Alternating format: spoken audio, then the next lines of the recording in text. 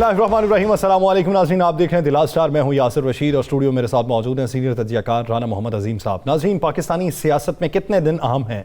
गुज़िश्ता कुछ दिनों से हम यही सुनते हैं कि कुछ अगले घंटे अहम हैं, कुछ अगले दिन अहम हैं। मुशावरत कहाँ पे हो रही है? मुशावरत मंतकी इंजाम तक कब पहुँचेगी? पाकिस्तान तहरीक इंसाफ की बदलती हुई हिकमत अमली पाकिस्तान तहरीक इंसाफ के हक में किस हद तक जाएगी?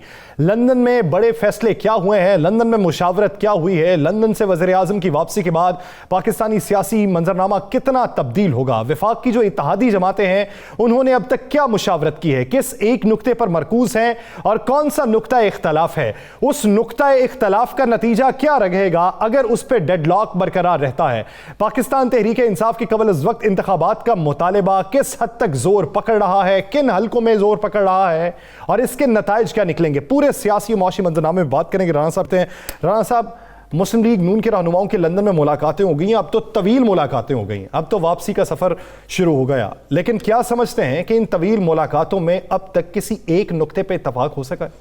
बिस्मिल्लाहिर्रहमानिर्रहीम, अस्सलातु वस्सलामु अलैका या सय्यदी या रसूल अल्लाह, अस्सलातु वस्सलामु अलैका या सय्यदी या हबीबल्लाह। या सर, दो चीज़ें समझ लें। एक तो जो फैसले होने थे वो फैसले हो चुके हैं। जो 72 घंटों में चंद 3 दिन पहले ही लगा, हाँ 2 दिन पहले जो 72 घंटों में 2 अहम तरीन मीटिंगें हुई थीं, उन मीटिंगों के अंदर मुल्क की हालात को देखते हुए मुख्तलिफ रिपोर्ट्स की रोशनी में जो फैसले होने थे वो फैसले हो चुके हैं।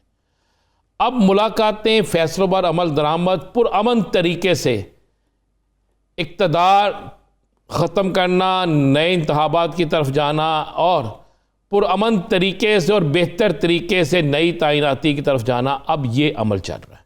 बहुत से लोग सवाल करते हैं जनाब कि हम हर रोज़ सुनते हैं कि अभी कुछ होने वाला। भाई, जो कुछ होना था वो फैसले हो गए हैं, अब उन पर अमल दरामद शुरू है। ये जो लंदन यात्रा थी ना, ये जो लंदन में मीटिंगें हुई हैं, एयरपोर्ट से वापस बुलाया गया और अब लंदन में जो शख्स वापस गया था उसको भी पाकिस्तान वापस बुला लिया गया है। ये मैं आपको बिल्कुल मुसद्दका इतला दे रहा हूँ। बात यह है कि जिनकी जो फरमाइशें थी वो पूरी नहीं हो रही। एक चीज़ आप ज़हन में रखिएगा, मायूसी फैल चुकी है, बेइंतहा मायूसी है हुकूमत के ईवानों में, बेइंतहा मायूसी है हुकूमती ज़िम्मेदारों के अंदर। अब आने वाले 2 से 4 दिन 15, 16, 17 तारीख को आपको बड़े ऐलानात नज़र आ जाएंगे, आपको बड़ी डेवलपमेंट नज़र आ जाएगी। अब वो लोग जो रोज़ाना सुन के थक गए थे, उनके इंतज़ार की घड़ियाँ ख़त्म हो गई हैं। अब आने वाले दिन जो हैं वो फ़ैसला कुन मरहले के दिन है और इन पर फैसला होगा। लंदन में जो बड़े मियाँ साहब चाहते थे, जो उनकी ख्वाहिश है, वो पाकिस्तान में पूरी नहीं होगी। या सर, मैं आपको एक तो चीज़ क्लियर कर दूँ, जो ख्वाहिश और जो पर्ची उन्होंने दी है उस पर अमल नहीं होगा। ये बात तो आप लिख लीजिएगा। दूसरी बात, बड़े मियाँ साहब जिस कैटेगरी के हवाले से बात कर रहे हैं, या बड़े मियाँ साहब की जो ख्वाहिश है वो भी पूरी नहीं होगी। तीसरी चीज़, छोटे मियाँ साहब और बड़े मियाँ साहब बेशक जितनी मर्जी आपस में मिल रहे हैं, एक दूसरे के माथे को चूम रहे हैं, जो मर्जी कर रहे हैं, मेरे पास इतला यह है कि छोटे मियाँ साहब झिड़कियाँ खा के, छोटे मियाँ साहब नाराज़गी मोल लेके वापस आ रहे हैं। और उन्होंने कहीं किसी जगह पे ये जिक्र किया है कि मैं तो दरमियान में फंस गया हूँ, ना मैं उस तरफ का रहा ना मैं उस तरफ का रहा, और मेरे साथ हर दफ़ा ऐसा ही होता है कि मुझे दरमियान में रख कर मेरे साथ ही खेला जाता है। इस तरह लगता है कि मुझे कुछ देर के लिए आराम और उसके बाद मेरी किस्मत बुरी, ये लफ्ज़ इस्तेमाल किया गया। अब आ जाएँ पाकिस्तान की हालात सूरत हाल पे। आप गौर करें कि आज का दिन जो है वो कप्तान ने बड़ा तेज़ दिन रखा हुआ है। आज नंबर 1 तो कप्तान ने यासर अपनी डॉक्टरों के मशवरे के बाद कप्तान ने आज बाकायदा से मशीन भी मंगवा ली है और कप्तान हल्का चलना भी शुरू होंगे। कप्तान जो है वो हल्की सी वर्जिश भी शुरू करेंगे, तो क्या कि क्योंकि कप्तान ने जल्द अज जल्द पिंडी पहुंचना है। एक तो दिन में दूसरा, कप्तान आज आप जो आपने देखा, कप्तान ने 3 लॉन्ग मार्च से खिताब किया। यासर, एक से नहीं किया। आज कप्तान ने KPK में परवेज़ हटक के, असद उमर के और शाह महमूद कुरैशी 3 किए ना खिताब उन्होंने, एक नहीं किया, 3 खिताब किए हैं। और कप्तान के आज के खिताब आपके सामने हैं, कप्तान की आज की बॉडी लैंग्वेज आपके सामने है, कप्तान के आज केपीके का मजमा, पंजाब में तो मजमा था ही था, लेकिन आज केपीके का मजमा, परवेज़ खटक जिसको लीड कर रहे हैं, और उसके बाद बाकी 3 जगह से तो हैं, कल चौथी जगह भी शुरू हो जाएगी, परसों 5वां भी काफिला शुरू हो जाएगा। मैंने याद करें, मैंने कहा था कि इनकी सोच नहीं है कहाँ कहाँ से कितने कितने लोग किस किस तरीके से आएंगे और कितनी तादाद में आएंगे। कप्तान ने अपने काम में तेज़ी कर दिया है, क्योंकि अब आखिरी ओवर्स के मैच हैं। आज इतवार है, पीर के रोज़ से हर रोज़ अमल दरामद का सिलसिला शुरू होना है। फैसले हो गए हुए हैं, जिन फैसलों का सबको इंतज़ार है, चाहे वो किसी किस्म का भी फैसला हो, उन फैसलों पर अमल दरामद का काम शुरू हो गया है। और कप्तान ने इसीलिए थोड़ी सी हिकमत अमली को तब्दील कर लिया है। चले मैं आपको ये खबर ब्रेक कर दूं, कप्तान ने अपने काम में तेज़ी ले आए हैं। तेज़ी पहले थी स्लो, आहिस्ता आहिस्ता, लेकिन अब कप्तान तेज़ी ले आए। किन कामों में तेज़ी? लॉन्ग मार्च के अलावा? लॉन्ग मार्च में तेज़ी ले आए हैं।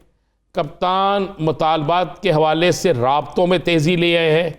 कप्तान की टीम के अब 3 राब्ते शुरू हो गए हैं। कप्तान से बैकडोर राब्तों का सिलसिला तेज़ हो गया है। कप्तान के हमायती बेइंतहा मुतहर्रक हो गए हैं। नई तैनाती के हवाले से कप्तान इस कदर मुतमिन है कि कप्तान को पता है कि नई तैनाती इस पाकिस्तान के लिए बेहतर होगी। कप्तान को ये यकीन दहानी करा दी गई है, जिस पर कप्तान इंतहाई मुतमिन है। ये मैं आपको ख़बर दे रहा हूँ। इसलिए बात बड़ी बड़ी क्लियर सी है यासर, अब हालात वो नहीं रहे। शरीफ ख़ानदान जितना मर्जी कोशिश कर ले, आसफ अली जरदारी जितनी मर्जी कोशिश कर ले, मौलाना फजलुर रहमान जितनी मर्जी कोशिश कर ले, हालात तब्दील हो चुके हैं। क्या 2 बड़ी सियासी जमातों ने परवेज़ खटक साहब से रब्ता नहीं किया? असद कैसर साहब से रब्ता नहीं किया? क्या असद कैसर और परवेज़ खटक से रब्ते नहीं हुए? क्या ये वो सियासी जमातें हैं, उमूर के ऊपर हुए, ये वो सियासी जमातें जो पीडीएम के अंदर हैं? अब ये है के लिए हुए, राम करने के लिए हुए, कोई पैगाम पहुंचाने के लिए हुआ कि जनाब हम इनको छोड़ते हैं, क्या आप हमारा साथ देंगे या हमें अपने किसी कोने में रखेंगे? क्या आइंदा इंतखाबात में आप और हम इकट्ठे मिलकर चल सकते हैं? क्या सीट एडजस्टमेंट हो सकती है? क्या आइंदा आने वाले सियासी माहौल में हमारी कोई जगह आपके साथ बनती है? ये मामला हैं। अब की बार पाकिस्तान तहरीक इंसाफ क्या कोई इस तरह का इत्तेहाद करेगी? बहुत सी जगहों पे सीट एडजस्टमेंट होगी, सिंध है और बहुत सी जगह जहाँ पे सीट एडजस्टमेंट होगी, इसमें तो कोई दूसरी राय नहीं है, ये तो उन्होंने फैसला किया हुआ है। लेकिन असल देखने वाली चीज़ ये है कि आज से चंद दिन पहले एक शोर बरपा था कि जनाब बड़ी प्रेस कॉन्फ्रेंस हो रही है, तहरीक इंसाफ के लोग छोड़ के जा रहे हैं। सर, छोड़ के जाने वालों का कद काट तो देखें क्या है। छोड़ के जाने वालों की आप पार्टी के साथ ज़िम्मेदारी क्या है? अभी तक वो सारे बड़े नाम, अभी तक वो सारे लोग जिनके नाम किसी जगह पे मैटर करते हैं, वो तहरीक इंसाफ के साथ खड़े हैं, जबकि बहुत से लोग जो तहरीक इंसाफ का साथ छोड़ गए थे, जो मैटर नहीं करते थे, वो बिल्कुल ज़ीरो हो गए। तो इससे आपको अंदाज़ा हो जाना चाहिए कि बाकी सियासी जमातें जो हैं वो अब तहरीक इंसाफ की तरफ ही देख रही हैं, और इसी वजह से पाकिस्तान की वो कुव्वतें जो फैसला कुन किरदार अदा करती हैं, उन कुव्वतों ने भी अपनी रिपोर्ट्स, अपने तज्ज़िये, अपनी तमाम तर मामलात को देखते हुए ये फैसला किया है कि आइंदा आने वाले दिनों में मुल्क की माशियत, मुल्क की हालात के मुताबिक तहरीक इंसाफ जो है उसको उसकी पोजीशन पे रखना होगा। वो जो तहरीक इंसाफ को आउट करने की एक ख्वाहिश थी वो दम तोड़ गई, वो जो तहरीक इंसाफ को ख़त्म करने की ख्वाहिश थी वो दम तोड़ गई, वो जो तहरीक इंसाफ के खिलाफ इंतकामी कार्रवाई की ख्वाहिश थी वो कई जगहों से दम तोड़ गई। हाँ, अब मौजूद होगी हुकूमत के अंदर, लेकिन हुकूमत के अंदर जितनी मौजूद होगी, छतरी जूं जूं हटती जाएगी उतनी वो कम होती जाएगी। लिहाजा हालात जो है ना वो यकसर तब्दील होते जा रहे हैं। आज के बाद आप कल सुबह देखिएगा, फिर उसके अगले दिन, फिर उसके अगले दिन, फिर उसके अगले दिन आपको ये चीज़ें नज़र आना शुरू हो जाएंगी। बहुत सी जगह पे बहुत सी डेवलपमेंट्स हो रही हैं, बहुत सी जगह पे बहुत सी मुलाकातें हो रही हैं। ऐसे तो नहीं सदर पाकिस्तान 3 दिन तक लाहौर में क्यों हैं? क्या लाहौर के अंदर वो चिड़ियाघर देखने आए हैं? क्या लाहौर के अंदर अजायबघर देखने आए हैं? लाहौर में सिर्फ सहाफ़ियों से मुलाकातें करने आए हैं? मुलाकातें बड़ी अहम हो रही हैं, बड़ी अहम जगहों पे मुलाकातें हो रही हैं, और उन मुलाकातों में बड़े अहम फैसले हो रहे हैं। और मैं आपको ये बता दूं, खाली फैसले लाहौर, इस्लामाबाद, पिंडी तीनों जगहों पे हो रहे हैं और ये बड़े अहम फैसले हैं। कुछ लोगों के जहन में जो बात थी ना कि शायद ये सारे फैसले वहाँ पे होते हैं, अल्लाह भला करे किसी एक जगह पे, ये लंदन, कोई लंदन शंदन नहीं, कोई किसी जगह नहीं।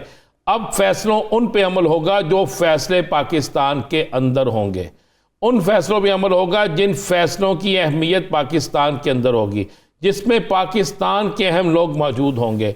कप्तान की टीम में बड़े बड़े खिलाड़ी शामिल होने जा रहे हैं। कप्तान अच्छा आपको अगले आने वाले चंद दिनों में बड़े सरप्राइज देंगे। अब वो सरप्राइज का वक्त शुरू हो गया। अब देखें तो सही जरा यासर, ज्यादा दूर नहीं है, 24 राना साहब, ज़मान पार्क की सिक्योरिटी बढ़ाने की वजूहात। हाँ, आज मैं आज फिर ज़मान पार्क गया था। एक तो इतला यह है कि एक खुदकश हमला, एक गाड़ी टकरा सकती है, ये दोनों चीज़ें हैं। उसके बाद दहशतगर्दी की बड़ी वारदात हो सकती है। वहाँ पर इन्होंने पहली दफ़ा बेइंतहा, एक तो CCP लाहौर गुलाम मोहम्मद डोगर जो है वो दिन में कोई 20 चक्कर वहाँ लगा रहे हैं।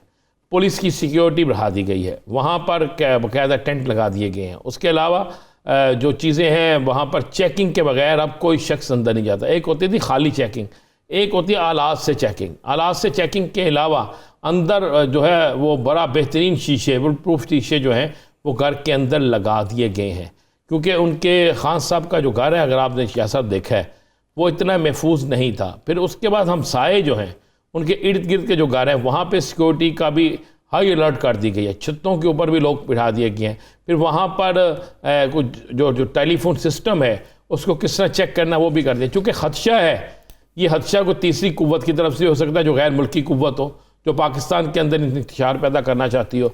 यह खदशा उनकी तरफ से भी हो सकता है जो पाकिस्तान की सियासत से इमरान खान को आउट करना चाहते हो। यह खदशा उनकी तरफ से भी हो सकता है जो पाकिस्तान में किसी बड़े ऐसे मिशन पे आए हो जो पाकिस्तान को तबाही की तरफ लेकर जाने की कोशिश हो। तो ये सारी चीज़ें हैं। सिक्योरिटी इंतहाई हाई अलर्ट है, इंतहाई हाई अलर्ट कि जिस शख्स का नाम शामिल नहीं है लिस्ट में, वो शख्स तो आप जेल से निकाल दें कि वो वहाँ तक जा सके।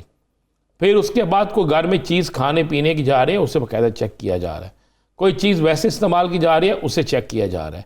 और ये इंतहाई अहम है। देखें, एक चीज़ तो मानना पड़ेगी। देख, आपको पता है KPK के जो कमांडोज़ हैं वो भी वहाँ मौजूद हैं। गवर्नमेंट ऑफ पंजाब की जो कमांडोज़ हैं, पुलिस है, वो भी वहाँ मौजूद है। इसका मतलब है कि कोई ना कोई तो ऐसी बात है कि जिसकी कब तक हाई अलर्ट रहने के इम्कान हैं? जब तक खान साहब पिंडी नहीं पहुँच जाते। यानी अगले 10 दिन या हफ्ता एक? मैंने आपको कल भी तारीख बता दी थी, आज भी तारीख बता दी है कि ये 18, 19, 20 यानी 5-6 दिन ही होंगे। आप क्या समझते हैं कि PDM में शामिल तमाम जमातों की क्या कोई फिर से मुशावरती मीटिंग हुई है या पुरानी मीटिंग के ऊपर ही इत्तफाक किया गया? कौन सा दिन ऐसा है जिस दिन उनके दिन में, अगर एक दिन में 24 घंटे है तो 24 घंटों में राबिते के अलावा बाकायदा एक मीटिंग? बाकायदा मीटिंग जनाब वज़ीर आज़म साहब के पाकिस्तान आमद के 5 से 6 घंटे बाद शुरू होगी।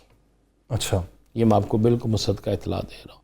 और भाईजान, चेहरों के रंग उड़ गए हैं, परेशानियाँ पड़ गई हैं बहुत से लोगों को। मैंने कई वज़रा को ये कहते सुना है, ये बातें करते सुना है, मेरे साथ उन्होंने ये बातें की हैं कि भाई हम समझ गए हैं कि अब टाइम ख़त्म हो गया। तो अब मुरझा गए हैं चेहरे। अब वो चाहो जलाल, वो ललकार चले। अल्लाह, एक तो हम दुआ करते हैं अल्लाह राना सनाउल्लाह साहब को लंबी उम्र से कामला अता फरमाए। उनके मतलब जो बातें हैं ना, वो पाकिस्तान से जा रहे हैं, ऐसी कोई बात नहीं है। राना सनाउल्लाह से किसी को कोई 100 इख्तलाफ हो सकता है, लेकिन वो एक बहादुर आदमी है, वो डट के खड़ा होता है। इसमें कोई दूसरी राय नहीं है। सियासी इख्तलाफ हो सकता है, लेकिन वो इस मामले में डट के खड़ा होता है। अब असल चेहरे उन बाकी वज़रा के मुरझा चुके हैं। मैं नाम नहीं लूँगा, लेकिन क्या 2 वज़ीर आज अपनी फैमिली समेत पाकिस्तान से नहीं चले गए? चाहे वो सैर के लिए गए हैं, चाहे वो किसी और चीज़ के लिए गए हैं। क्या ये वक्त था जाने का? ये वक्त जाने का नहीं था। इस वक्त में वो लोग जाते हैं जो इक़्तिदार के मज़े लूटने के बाद, जिन्हें पता चले कि अब इक़्तिदार ख़त्म हो रहा है और किसी वक्त भी कोई शिकंजा कसा जा सकता है, वो लोग जाते हैं। तो यासर, आने वाले दिन मैं लिख के दे रहा हूँ, बड़े हर रोज़ तब्दीली नहीं होगी, सियासी तब्दीली। आप क्या समझते हैं कि ऐसे वक्त के अंदर कौन सी इत्तेहादी जमात है जो सबसे पहले टूट के पाकिस्तान तहरीक इंसाफ के पास जाएगी? तहरीक इंसाफ के पास 2 जमातों ने, 3 जमातों ने रब्ता किया है, परवेज़ हटक साहब और असद कैसर साहब से। 2-1 ने 1-1 है। अब खान साहब की तरफ से जो ग्रीन सिग्नल मिलेगा उसके बाद अगला मामला तय खान साहब होगा। ग्रीन सिग्नल देने पर रजामंद होंगे? अभी टाइम बहुत है। माजी के तजुर्बात देखते हुए तो उन्होंने ये अहद किया था कि अब किसी को साथ नहीं मिलाया जाएगा। खान साहब ने ये किसी जगह नहीं कहा कि मैंने किसी को साथ नहीं मिला था। खान साहब ने ये कहा था जिन लोगों ने मुझे धोखा दिया मैं उनको साथ नहीं रखूँगा। अगर कोई पहले ही इनका इत्तेहादी नहीं था अब इत्तेहादी बनना चाहता है। नहीं, मैं पुरानी जमातों की बात कर रहा हूँ जो पहले इत्तेहादी थे। हाँ, लेकिन सियासत में कोई चीज़ पहली या दूसरी या आखिरी नहीं होती। आपने जब एक बड़े दुश्मन को गिराना होता है तो उसके लिए आपको छोटे दुश्मनों को माफ़ करना होता है। ये तो बड़ी जीडीए के साथ इख्तलाफात क्यों पैदा हुए?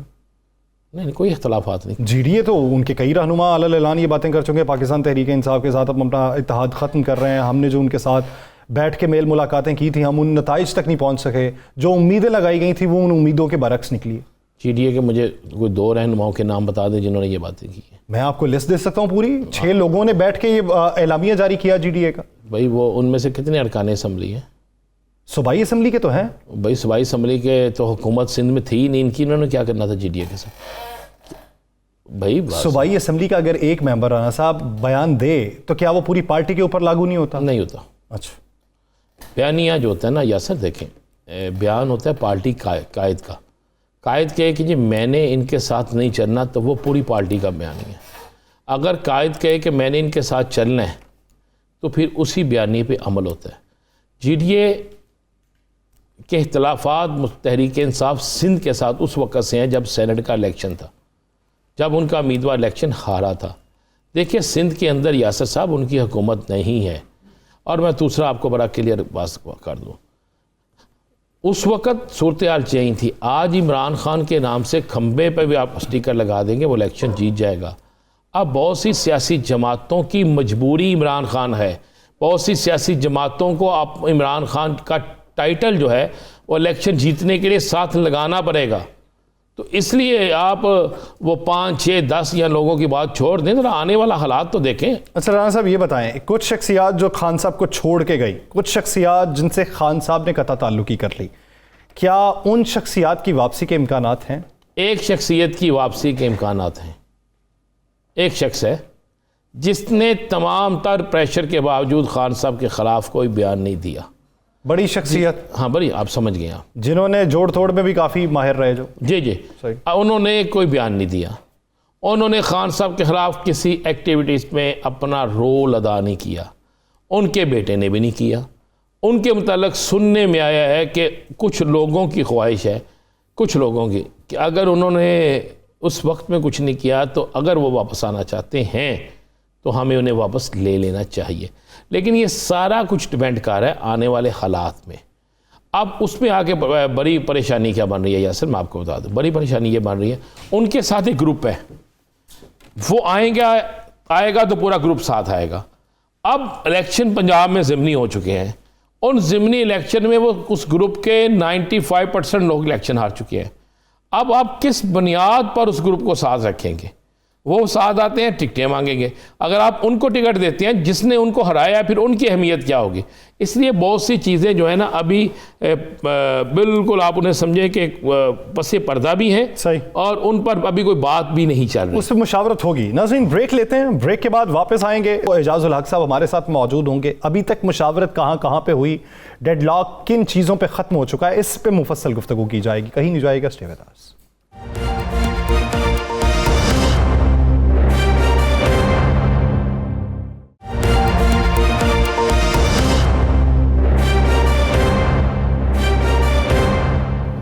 ब्रेक के बाद खुशामदीद। नाज़रीन, जिस तरह ब्रेक से पहले हम बात ये कर रहे थे कि पाकिस्तान तहरीक इंसाफ का लॉन्ग मार्च रफ्ता रफ्ता उसकी हिकमत अमली में जो तब्दीली है, ये वफाकी हुकूमत पे किस तरीके से प्रेशर बिल्ड कर पाएगी। वफाकी हुकूमत सोच विचार क्या कर रही है, इत्तेहादियों से अभी तक क्या मुशावरत हुई है, किस नुक्ते पर इत्तफाक हुआ है, इत्तेहादी किस सोच विचार में हैं, इत्तेहादी क्या एक नुक्ते के ऊपर मरकूज हैं या मुख्तलिफ नजरियात में बटे हुए हैं, कबल अज़ वक्त इंतखाबात का क्या कोई हामी है या फिर कबल अज़ वक्त इंतखाबात उन्हें सबसे बड़ा खतरा दिखाई देते हैं। पाकिस्तान तहरीक-ए-इंसाफ मौजूदा सूरत हाल में अगर इंतखाबात का ऐलान होता है तो किस हद तक मकबूलियत हासिल करेगी, और अगर 5 से 6 माह बाद ऐलान होता है तो सूरत हाल उस वक्त किस हद तक मुख्तलिफ होगी? इसी बारे में बात करेंगे। पाकिस्तान मुस्लिम लीग ज़िया के सरबराह एजाजुल हक साहब ने हमें ज्वाइन किया है। एजाज साहब बहुत मशकूर हैं आपके वक्त के। एजाजुल हक साहब, मौजूदा सूरत हाल में आप क्या समझते हैं कि कबल अज़ वक्त इंतखाबात के लिए कुछ मीटिंग्स के तज़किरे हो रहे थे, कुछ बातें ये हो रही थी कि डेडलॉक कहीं पे था, वो खत्म हो चुका है, आइंदा कुछ दिनों के बाद मंजरनामा वज़ा हो जाएगा, आप तक इत्तलात क्या है? बिल्कुल ऐसी ही मामला थे। मेरा ख्याल था कि तय ये बात थी कि जो हमारे मेहमान आ रहे थे सऊदी अरेबिया के, उनके आने से पहले कोई फ़ज़ा को हमवार करना था, लेकिन वो तो कैंसिल होगी विजिट उनकी। अब मेरे ख्याल में वो बाद में आएंगे। लेकिन मामलात जो है वो जिस नहज पर हम पहुंच चुके हैं, इसके अलावा कोई चारा नहीं है आपके पास। इस पाकिस्तान के इसकी मतलब मईशत के हवाले से या सालमियत के हवाले से कह लें, सालमियत तो नहीं कहना चाहिए लेकिन स्टेबिलिटी के हवाले से और कोई चारा नहीं है आपको। या तो जमहूरियत को अगर कायम रखना है तो आपको फिर इलेक्शंस का ऐलान करना पड़ेगा। अगर आपने मजीद दलदल के अंदर फंसते जाना है तो फिर आपको कोई और तरीक़ाकार ढूंढना पड़ेगा कि किस तरह से मुल्क को इससे बाहर हम निकालें। तो मेरा ख्याल है कि सबसे बड़ी बात तो इस वक्त ये है कि जो भी फैसला होता है वो तो अपनी जगह है, लेकिन देखें इस मुल्क के 22 करोड़ अवाम है। सबसे हमारी 6 नंबर पे या 5वें नंबर पे दुनिया में हमारी फौज है, 7वें नंबर पे हम एक न्यूक्लियर मुल्क है। हालत हमारी ये है कि हमारी पार्लियामेंट के 340 मेंबर हैं, हमारी सेनेट के 110 के करीब मेंबर है मेरा ख्याल है, और ये सारे के सारे जो हैं इस वक्त जो है वो देख रहे हैं कि लंदन में क्या हो रहा है। क्या 2 या 3 लोग एक खानदान के बैठकर इस मुल्क के मुस्तकबिल का फैसला करेंगे? यानी हम इस हद तक आ चुके हैं कि ना तो पार्लियामेंट का कोई वकार है, ना उसकी कोई तौकीर है, ना सेनेट है, ना सेनेट को कोई पूछ रहा है। इजाजुल हक साहब, चले ये तो सेनेट की तादाद हो गई, ये कौमी असम्बली का अरकान असम्बली की तादाद हो गई, इनकी कितनी अहमियत है आप भी जानते हैं, मैं भी जानता हूँ। इस मुल्क की जो अहम कुव्वतें हैं, क्या वो भी इस इंतज़ार में है कि लंदन से फैसला आएगा और हम उसे मानेंगे? क्या वो इस पर मुज़ाहमत या मुदाखलत नहीं कर सकती? अच्छा, वो आपने बात ही कर दी। मेरा ख्याल है कि अवाम तो बेबस हैं, पार्लियामेंट भी बेबस है। जमहूरियत का अलाप हम जमहूरियत का जो है वो हम अलापते रहते हैं जनाब कि हम बड़े जमहूरियत पसंद है और जमहूरियत के लिए हमने ये कुर्बानी दी और ये कुर्बानी दे दी, और एंड में पता लगता है कि जमहूरियत एयरपोर्ट जाते जाते वापस बुलाना है, और वापस बुला कर क्या फैसले करने की कोशिश कर रहे हैं या क्या पैगाम लेकर जा रहे हैं। यानी आपने पूरी कौम को जो है वो एक ट्रक की बत्ती के पीछे लगाया हुआ है। तो मैं तो ये शुरू से कहता आ रहा हूँ कि तमाम स्टेक होल्डर्स को बैठ के सोचना पड़ेगा। सर मेरे सवाल का जवाब तो दे दें।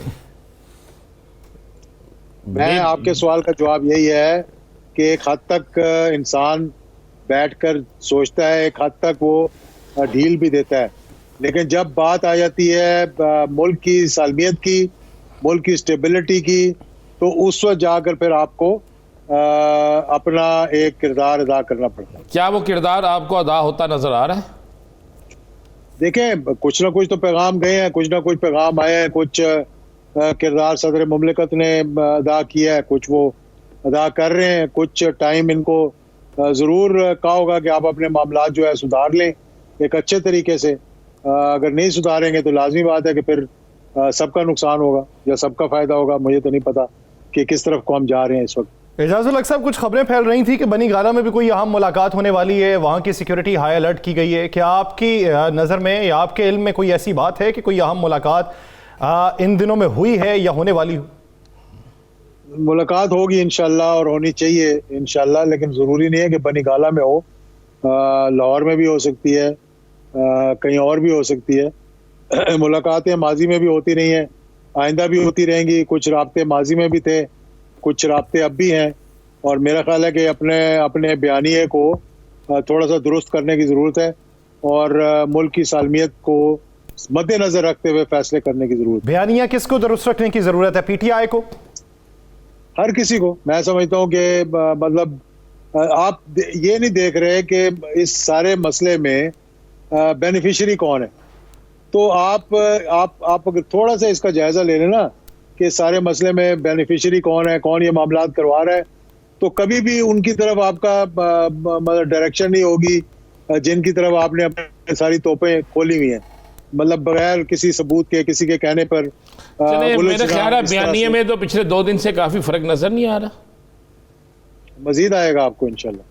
अच्छा, ये जो मजीद फर्क नजर आएगा, मैं कुछ एक सवाल पूछना चाह रहा हूँ। सुना 16 तारीख के बाद हालात काफी बेहतरी की तरफ जा रहे हैं। मैंने तो 18 तारीख दी हुई थी, आपने 16 कह दिया, अब और बेहतर है। लेकिन मैंने ये कहा था कि 18 को तो पिंडी पहुंचने की तारीख है ना। देखें, आप हमसे जितना मर्जी छुपाएं, 18 तो पिंडी पहुंचने की तारीख है, या 18 या 19। लेकिन क्या 16 के बाद हालात तेजी से बेहतरी की तरफ नहीं जाएंगे?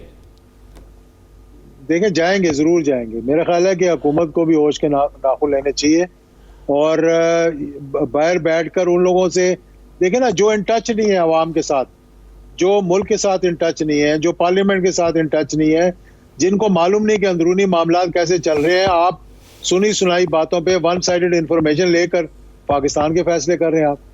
यानी हम कितने गिरेंगे और नीचे, मतलब जमीन पे तो हम पड़े हुए हैं, और किधर हमें। एजाजुल हक साहब, आप जब कहते हैं कि हालात बेहतरी की तरफ जाएंगे, तो क्या इन्हीं हालात में लंदन वाले भी वापस आएंगे? मैं तो कब से उनको कह रहा हूं, मैं तो मिन्नतें कर रहा हूं कि खुदा के लिए वापस आए। मतलब कब तक आप बाहर बैठकर तो ये तमाशा देखेंगे या तमाशा लगाएंगे यहाँ पे? अगर आपकी कोई कमिटमेंट है पाकिस्तान के साथ तो आपको वापस आना चाहिए। आप इस इंतजार में बैठे हैं, डिप्लोमेटिक पासपोर्ट आपको मिले। मैं तो कहता हूं कि अगर भी कुछ चाहिए तो डिमांड कर दें, कौम कुर्बानी दे, आपकी डिमांड्स को पूरा कर देगी। लेकिन आप वापस आए, अगर मुल्क के हालात को ठीक करना कर सकते हैं तो यहाँ आके करें, बजाय वहां बैठकर तो छोटे भाई को डांट डपट के तो मामला ठीक नहीं होंगे ना। अच्छा, सुनने में आया है कि आप उनको वापस बुला रहे हैं, पाकिस्तान बुला रहे हैं। मेरे पास इतला तो यह है कि जिसको उन्होंने पाकिस्तान भेजा था वो भी वापस जा रहा है। देखिए, ये मुझे बड़े अफसोस के साथ ये कहना पड़ रहा है कि कितने हम, यानी कि हमारे 22 करोड़ अवाम में, दुनिया भर में हमारे लोग, आप कोई दुनिया का मुल्क ले लें, उसमें पाकिस्तानियों को आप देख लें कि किन पोजीशन पे बैठे हुए हैं, कितना अच्छा काम कर रहे हैं। हमें अपनी मईशत ठीक करने के लिए बंदा नहीं मिलता, हमें अपने मुल्क के अदारों को ठीक करने के लिए कोई नहीं मिलता। हमें जो भी मिलता है वो उल्टा जो है, जो ठीक हुआ होता है उसको भी खराब करने के लिए मिलता है। तो मैं समझता हूँ अजीब व गरीब हालात पैदा हुए हैं इस वक्त। तो लेकिन एजाजुल हक साहब, क्या अब आपने ये इशू छेड़ ही दिया है कि हमें कोई शख्स नहीं मिलता, तो क्या आप इसे अंदरूनी तौर पे पाकिस्तान के इदारों की कमजोरी नहीं समझते कि हमारे इदारे उतने मजबूत हैं ही नहीं, उनका स्ट्रक्चर मजबूत नहीं है? एक शख्स अगर खुलेआम काम करना चाहता है तो उस पर बहुत सी कदगने हैं जिसकी वजह से वो फिर पाकिस्तान आना गवारा नहीं करता। नहीं, ये बिल्कुल सही बात है, इसमें कोई शक की बात नहीं है। अब अदारे भी कमजोर हैं, उसमें आप अदारों में हमारी पार्लियामेंट भी आती है, हमारी जुडिशरी भी आती है, हमारी इस्टेब्लिशमेंट भी आती है। अब इस्टेब्लिशमेंट की अपनी बुरियां भी हैं, किस हद तक वो जाएंगे। लेकिन जब आप देख रहे हैं कि घर जो है उसमें आग लगी हुई है और हमारी हर चीज जो है वो इस वक्त स्टैंड स्टिल पर है। और मैं आपको एक बात बताऊं, इस वक्त जो हमारी इंडस्ट्री के हालात हैं, इस वक्त जो हमारे एक्सपोर्ट्स के हालात हैं, यानी इस 6 महीने में पिछले जो 3 शिफ्टें काम कर रहे थे वो एक फैक्ट्रियां बंद कर चुके हैं या एक शिफ्ट पे आ चुके हैं। मतलब ये हालत होगी हमारी मईशत की। तो कब तक आप ये तमाशा देखेंगे? इनको समझाएं आपके जनाब, क्या है, इलेक्शंस का ऐलान करना है ना, कौन सी कोई प्रॉब्लम इसमें है? आ जाएं, बैठ जाएं। चलें, आपके दिए हुए टाइम के मुताबिक, आपके दिए हुए टाइम से 2 दिन बाद या 2 दिन पहले ऐलान तो हो ही जाना है, आपको पता, मुझे पता। ये तो बता दें कि खान साहब 18 या 19 तारीख को आपके पास आ रहे हैं, लाल हवेली आ रहे हैं, या कमेटी चौक में इस्तकबाल करेंगे? देखें, मैं तो कहता हूँ कि आना ही ना पड़े। मैं तो कहता हूँ उससे मामलात पहले ठीक करने चाहिए, या इस हद तक हमें नहीं वेट करना चाहिए कि आखिर में यहाँ आकर मतलब वो फिर ऐसी पोजीशन आ जाए कि रिट्रीवेबल ना हो या कोई नुकसान हो जाए। तो अगर किसी में भी थोड़ा सा वो है तो मेरा ख्याल है उससे पहले पहले इसका हल निकालना चाहिए। आप इस वक्त सिर्फ मशवरे दे रहे हैं एजाजुल हक साहब, या तो दुआएं कर रहे हैं या मशवरे दे रहे हैं? ना यासर, एजाजुल हक साहब बड़ी कोशिश भी कर रहे हैं, कोशिश भी कर रहे हैं, मुशावरत में शामिल हैं। वैसे ही एजाजुल हक साहब खबर नहीं देना चाहते। खबर इनके पास भी है, हमारे पास भी है, ये जानबूझ के बीच में से थोड़ी सी काट देते हैं ना। नहीं वो जरूरी है। मैं जो बात आपसे कर रहा हूँ ना, ये इसके लिए जब आपकी कोई ख्वाहिश होती है तो लाजमी बात है आप उसके लिए कोशिश भी करते हैं, और जब आप कोशिश करते हैं तो जरूरी नहीं है कि आपको झंडा उठाकर ऐलान करते हुए करना चाहिए। मैं समझता हूँ कि हर किसी को अपना अपना किरदार अदा करना चाहिए। और मुझे सदर ममलिकत ने भी कल ये कहा कि मैंने बहुत सी कोशिशें की कि अफ़वाम तफ़हीम से मसला हल हो जाए, मुज़ाकरात भी किए, लेकिन मंतकी अंजाम तक नहीं पहुंचे। नए इंतखाबात के हवाले से भी कोई बात हतमी नहीं हो सकी। देखिए इस वक्त जो है ना वो अना का मसला आ गया, जिद का मसला आ गया। अब ले तो लिया, मतलब कि अब आप उनको समझ नहीं आ रही कि हम करें क्या। कभी भागते हैं लंदन, कभी वापस आते हैं, कभी मुशावरत करते हैं अपने इत्तेहादियों से जो उनसे खुश नहीं है इस वक्त। कई तो मैटर करते हैं, कई मैटर ही नहीं करते। तो इसलिए मैं समझता हूँ कि ये चीज़ ऐसे नहीं होगी। इधर कोई ना कोई फार्मूला इस्तेमाल करना पड़ेगा, या वहीद काकड़ साहब का फार्मूला हो, या रहील शरीफ का फार्मूला हो, या फिर गुलाम इसहाक साहब का फार्मूला हो। कुछ ना कुछ आपको करना पड़ेगा इस मुल्क के हालात सुधारने के लिए। आप उस हद तक वेट नहीं कर सकते कि हालात आपके हाथ से बेकाबू हो जाएं और फिर किसी के हाथ में भी ना रहे। आसिफ अली जरदारी साहब के जो दोनों नाम थे, मियाँ साहब ने क्यों मुस्तरद कर दिए? देखें मियाँ साहब को स्वाए वो भी बड़े बात यह है कि माजी से कभी किसी ने कोई, हमारे यहाँ तो किसी ने कोई सबक नहीं सीखा, कोई भी हो। वो एक दफ़ा आप देखते हैं कोई चीज़ होती है तो इंसान अगली दफ़ा फूंक फूंक के कदम रखता है। अब मुझे मालूम नहीं कि इसमें से क्या निकालना चाह रहे हैं, जो जिद इस वक्त चल रही है और जो एयरपोर्ट से वापस बुलाया जा रहा है, और 3-3 दिन के लिए वज़ीर आज़म और उनकी कैबिनेट के कुछ लोग जो है वो लंदन में बैठे हुए हैं। पाकिस्तान पता नहीं अल्लाह के हवाले किया हुआ है, किसके हवाले किया हुआ है। तो ये इस हद तक भी नहीं जाना चाहिए कि इतने आप गिर जाएं कि दुनिया में आपका मजाक बनना शुरू हो जाए कि आप इतना बड़ा पाकिस्तान जो है 22 करोड़ का मुल्क है और आप अपने मुल्क के अंदर आप फैसले नहीं कर सकते। जैसा सुनने में आया है कि शहबाज साहब को, वज़ीर आज़म साहब को फौरी तौर पर तलब कर लिया गया है अब वापस पाकिस्तान। लाज़मी बात है, मतलब अब कब तक ये मामलात चलेंगे? मेरा ख्याल है कि उनको कोई पैगाम पहुंचा था जिसकी वजह से वो फौरी तौर पर आते आते वापस मुड़े थे। अब अगर उन्होंने वो जवाब ले लिया होगा तो फिर वापस आकर मतलब उन्हें बताना पड़ेगा कि भाई क्या फैसला हुआ। एजाज साहब, आप क्या समझते हैं ये जो पीडीएम का इत्तेहाद है कब तक कायम रहेगा? किन वजूहात की बुनियाद पे, और नुक्ता इख्तलाफ किस वजह से पैदा होगा, कब होगा? देखें छतरी जब तक ऊपर है जब तक तो कोशिशें करेंगे कि सारी मुर्गियां जो है उस छतरी के अंदर रहें। जैसे ही वो छतरी ऊपर से हट जाएगी तो फिर मेरा ख्याल है कि कोई भी साथ खड़ा नहीं होगा आपस में, क्योंकि अंदरूनी हालात तो आपको भी मालूम है, मुझे भी मालूम है एजाज साहब क्या है। और क्या छतरी 1-2 दिन में हट नहीं रही? छतरी हटनी चाहिए, मैं समझता हूँ छतरी हटनी चाहिए, और अगर हट गई है तो बहुत अच्छा है। नहीं, आप नहीं हटी तो हट जाएगी। आप बताएं ना, हमें तो नहीं पता। देखे पिंडी में आप बैठे हैं, हम तो लाहौर में बैठे हैं।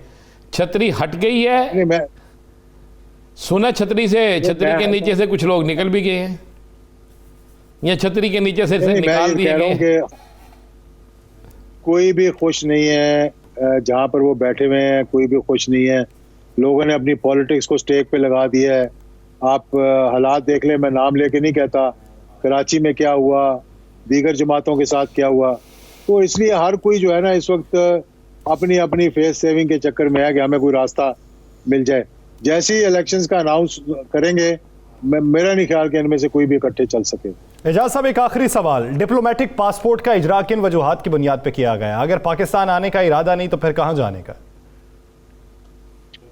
देखिए डिप्लोमेटिक पासपोर्ट तो उनको बहुत पहले दे दिया गया था, अब उनको डिप्लोमेटिक पासपोर्ट भी दे दिया गया है।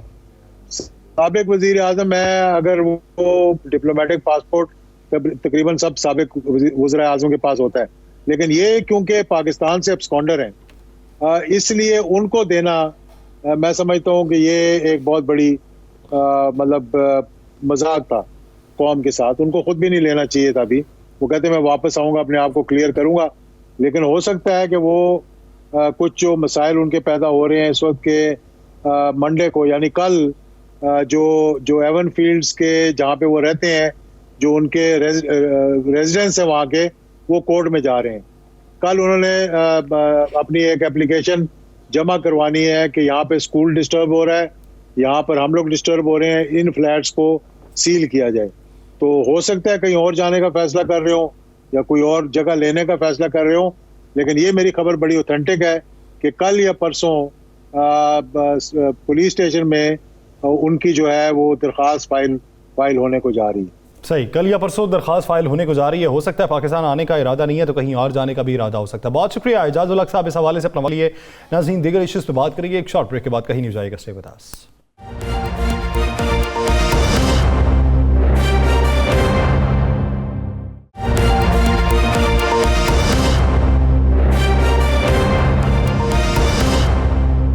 ब्रेक के बाद खुश आमदीद। नाज़रीन, आज दुनिया क्रिकेट का बड़ा मार्का था जिसमें पाकिस्तान को शिकस्त हुई और ट्रॉफी जो है वर्ल्ड कप की वो इंग्लैंड के नाम रही।